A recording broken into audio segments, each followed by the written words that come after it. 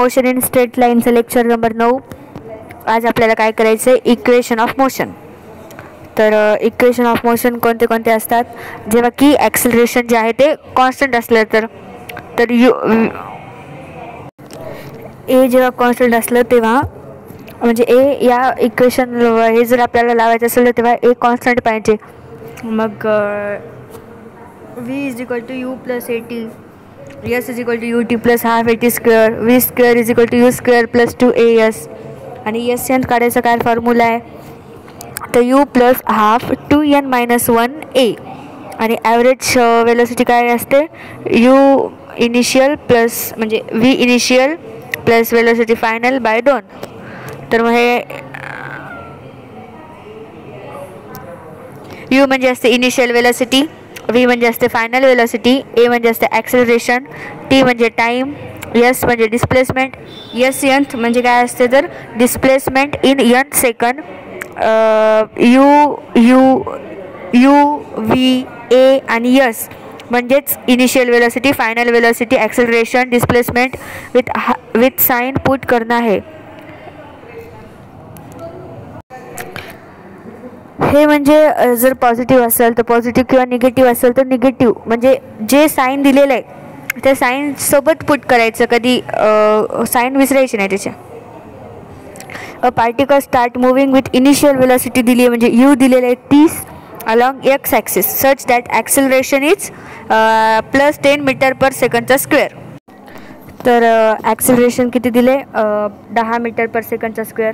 आणि टाईम दिला आहे, find velocity at t is equal to 5 second, म्हणजे टाईम किती दिला आहे 5. मग पहिला आपल्याला जे दिलं आहे ते लिहून घेऊया. तर यू दिलेलं आहे 30, ए दिले 10, टी दिले 5. मग आपण याच्यानुसार आता वेलोसिटी काढायची ना. वेलोसिटीसाठी काय असते, you plus a T. You माहीत आहे, ए माहीत आहे, टी पण माहीत आहे. मग आपली व्ही किती आली 80. मग डिस्प्लेसमेंट काढायची जेव्हा टी इज इक्वल टू 5 असेल. तर मग डिस्प्लेसमेंटसाठी फॉर्म्युला काय, s is equal to u t plus half a t square. मग यू 30, टी 5, हाफला हाफ, ए 10, टीचा स्क्वेअर म्हणजे 5चा स्क्वेअर. मग एस किती आलं 275. मग find velocity of the particle after travelling distance 500 metre. तर मग इथे यावेळेस काय दिले आपल्याला, एस दिले, ए आपलं माहीत आहे आणि यू पण माहीत आहे. मग आपल्याला काय निघते व्ही. आणि व्ही केव्हा काढायचं, जेव्हा डिस्प्लेसमेंट जी असते ती 500 मीटर झालेली आहे. मग व्हीचा स्क्वेअर इज इक्वल टू यूचा स्क्वेअर प्लस 2as या इक्वेशनमधून निघते. हे व्हीचा स्क्वेअर यूचा स्क्वेअर म्हणजे 30चा स्क्वेअर किती आला 900 प्लस 2, ए किती 10, एस किती 500. तर मग याचा आन्सर किती येते, व्ही किती येते आपलं वर्गमुळात 10,900. आणि आपल्याला 4 नंबरला काय काढायचं होतं, average velocity from t is equal to 0 to t is equal to 5. तर ॲव्हरेज वेलोसिटी काढायसाठी आपल्याला काय लागते, व्ही इनिशियल आणि व्ही फायनल. व्ही इनिशियल किती होतं 30 आणि व्ही फायनल किती आलं 80. आणि ॲव्हरेज वेलोसिटीसाठी आपल्याला फॉर्म्युलाच काय असते, v initial plus final by 2. Initial 30, final 80 by 2 किती आलं 11, म्हणजे 11 ना, 1100 110 बाय 2. 110 बाय 2 किती आलं 55, म्हणजे ॲव्हरेज वेलोसिटी किती आली 55. आता ॲव्हरेज वेलोसिटीलाच आपण डिस्प्लेसमेंट बाय टाईम म्हणू शकतो. डिस्प्लेसमेंट किती आली होती आपली 275 आणि टाईम किती होता टी 0पासून टी 5 म्हणजे 5 सेकंद. मग त्याला 5 भागायचं, 275ला 5 भागलं तर आन्सर किती येते 55.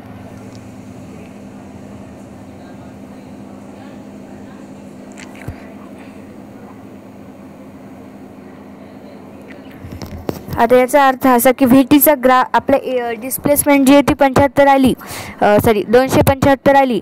याचा अर्थ म्हणजे जे व्ही टीच्या ग्राफमध्ये एरिया अंडर द कर्व हे किती आलं आहे 275.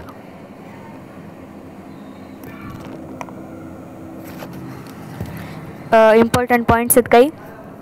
सबसे पहले जो गिवन है और जो पूछा है वो लिख लो, जब तक लिखेगा नहीं तब तक दिखेगा नहीं. म्हणजे आता क्वेश्चन आपण वाचला, क्वेश्चन वाचल्यानंतर आपल्याला जे जे क्वेश्चनमध्ये दिले you v A T yes हे याच्यापैकी जे काय काय दिले ते लिहून घ्यायचं आणि तेव्हा आपल्याला कळतं. एखाद्याच आपण वाचता वाचता बरोबर आपल्याला दिसत नाही तर मग लिहून घेतलं तर सोपं जाते. उसके बाद घुटना लगा के ये देखो कौन सी इक्वेशन मॅच हो रही है. आता याच्यानंतर घुटना म्हणजे ते जोक करायले की डोकं वापरा म्हणायले सरळ सरळ. तर आपला दिमाग तर घुटण्यात आहे ना, म्हणजे गुडघ्यात आहे, त्यामुळं ते असं म्हणाले की जे डोकं लावून बघा की न्यूटनचे जे इक्वेशन आहेत मोशनचे, न्यूटनचे म्हणण्यापेक्षा मोशन ऑफ इक्वेशन जे आहेत त्यापैकी कोणतं बरं सूट राहिले ते बघायचं. अगर किसी चीज़ की ज़रूरत हो तो उसे मान low.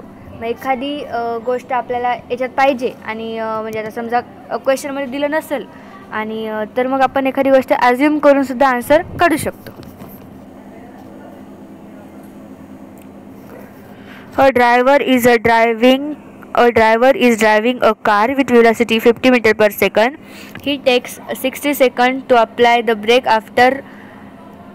after he see need for it. That is called the reaction time. If retardation is 10 meter per second square, find stopping distance. तर रिटार्डेशन म्हणजे काय असते, जेव्हा ॲक्सेलरेशन जे असते ते निगेटिव्ह असते आणि स्टॉपिंग डिस्टन्स काढायचं आहे. तर मग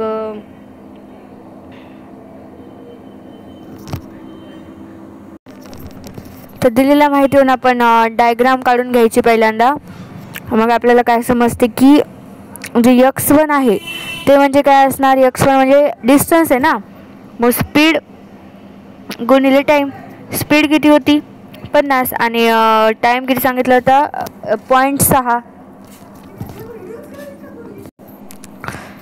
तर मग पहिल्यांदा जे डिस्टन्स होता त्याला आपण x1 मानलं, दुसरा जे आहे ते x2.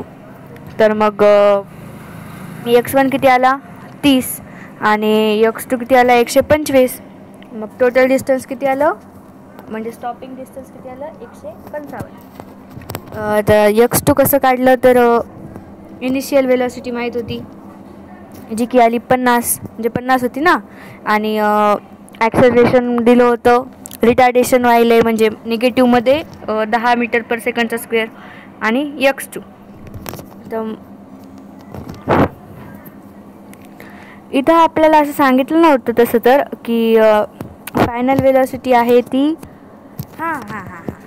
स्टॉपिंग डिस्टन्स म्हणले म्हणजे काय तर फायनली जाऊन त्या ऑब्जेक्टची फायनल वेलॉसिटी काय असणार आहे 0. मग त्यामुळं इथं फायनल वेलॉसिटी ती 0 घ्यायची आपण. A driver is driving a car with velocity 50 metre per second. He takes 0.60 second to apply the brake after he see need for it. That is called the reaction time. If retardation is 10 meter per second square, find stopping distance.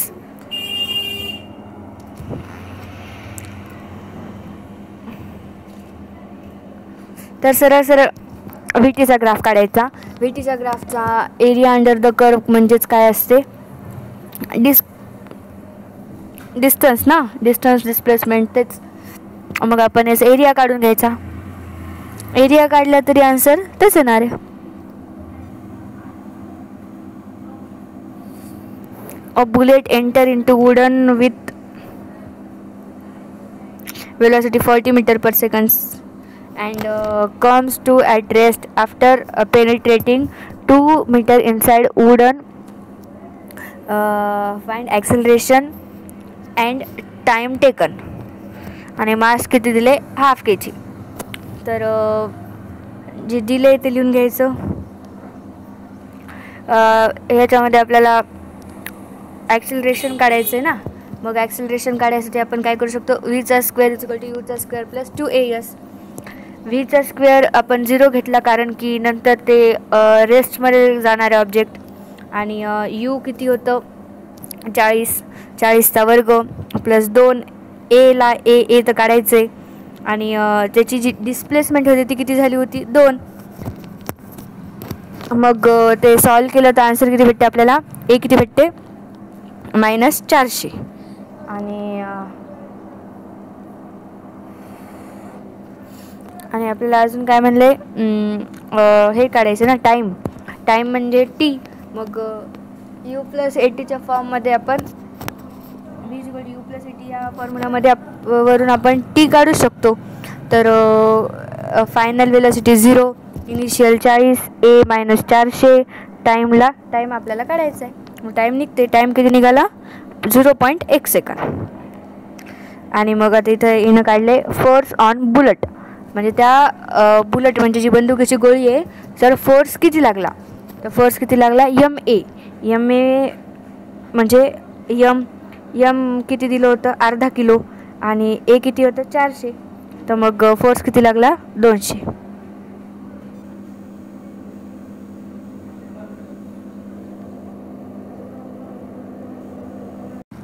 A bullet enter into wooden solid box of thickness 2 meter.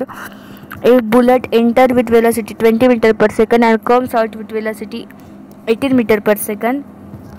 Find the minimum number of wooden box required to bring the bullet at rest. तर आपल्याला त्याची जाडी दिलेली आहे किती आहे? 2 metre. Starting म्हणजे you दिलेले आहे 20 आणि व्ही दिलेले आहे 18.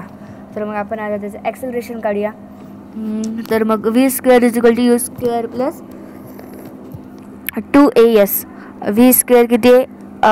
18चा वर्ग = u² 20चा वर्ग प्लस 2a तर काढायचं आहे. यस दिलेले 2. मग याला सॉल्व केलं आणि ॲक्सेलरेशन किती येते? -19. मग आपण समजूया की n बॉक्स आपल्याला लागणार आहेत. तर मग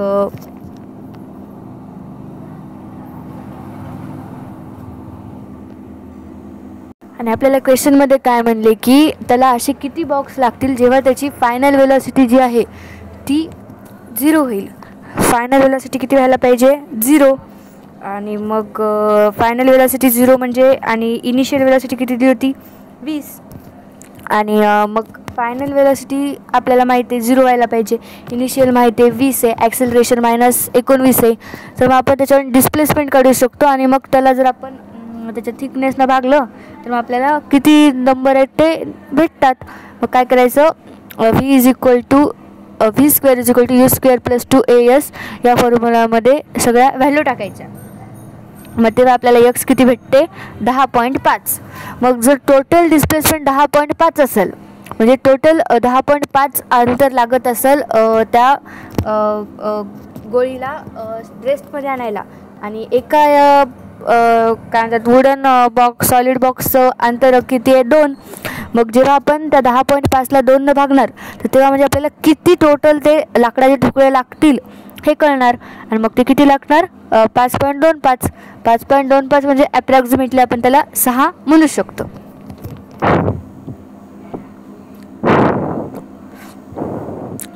a² - b² = a + b a - b.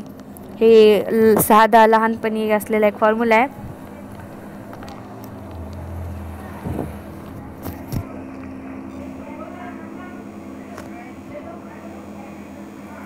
A particle start motion with initial velocity 20 meter per second, having acceleration 10 meter per second square. Find displacement of particle in 5th second.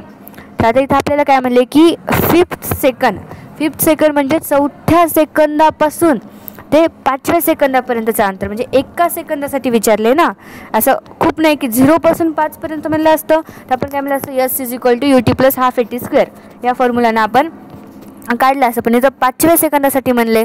मग 5th सेकंडसाठी formula n सेकंडसाठी जर विचारलं तेव्हा formula काय असते? sn = u + ½ 2n - 1 × a.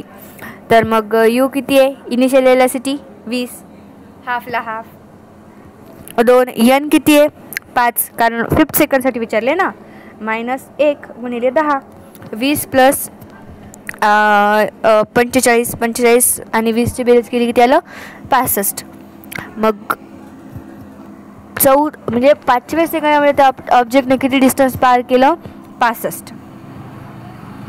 म्हणजे याचा अर्थ बघा की 4थ्या सेकंदापासून 5व्या सेकंदापर्यंत जाईपर्यंत म्हणजे या एका सेकंदामध्ये त्याने किती अंतर पार केलं? 65. म्हणजे जे ग्राफमध्ये दाखवायचं म्हणलं VTच्या ग्राफमध्ये, तर मग ते फक्त 4थ्यापासून 5व्यापर्यंतचाच एरिया पास असते. 0पासून 5व्यापर्यंतचा एरिया पासच नाही आहे, कारण ते SN काढले ना आपण. जर S इज इक्वल टूचा फॉर्म्युला लावला असता UT + ½ AT², तर ते आपल्याला 0पासून 5व्या सेकंदापर्यंतचा भेटला असता डिस्टन्स. पण इथं फक्त 5व्या सेकंदाचा विचारले. n सेकंद म्हणजे n-1 पासून n पर्यंत. म्हणजे जसं 5th सेकंद विचारलं तर आपण काय केलं, 4th सेकंदपासून 5th सेकंदपर्यंतचं ड्युरेशन घेतलं. तर मग t इज इक्वल टू 0 पासून t इज इक्वल टू 4 पर्यंतचं अंतर आपण काय घेतलं, x1. आणि t इज इक्वल टू 4 पासून t इज इक्वल टू 5चं अंतर काय, SN, जे की 5th सेकंडमधलं अंतर. आणि टोटल डिस्टन्स काय, x2. मग डिस्प्लेसमेंट इन 5th सेकंड काय असते, x2 - x1. कारण x1 म्हणजे कुठपर्यंत अंतर आहे, 4थ्या सेकंदापर्यंत, आणि x2 म्हणजे टोटल अंतर. मग जर आपण टोटल अंतरामधून पहिल्या 4 सेकंदाचे अंतर जर मायनस केले तर आपल्याला फक्त 5व्या सेकंदाचं अंतर भेटते ना. मग t इज इक्वल टू 0 पासून t इज इक्वल टू 4 जे आहे त्याला आपण काय म्हणलं, x1. आणि t इज इक्वल टू 0 पासून t इज इक्वल टू 5 पर्यंत अंतर म्हणजे काय, x2. Displacement in nth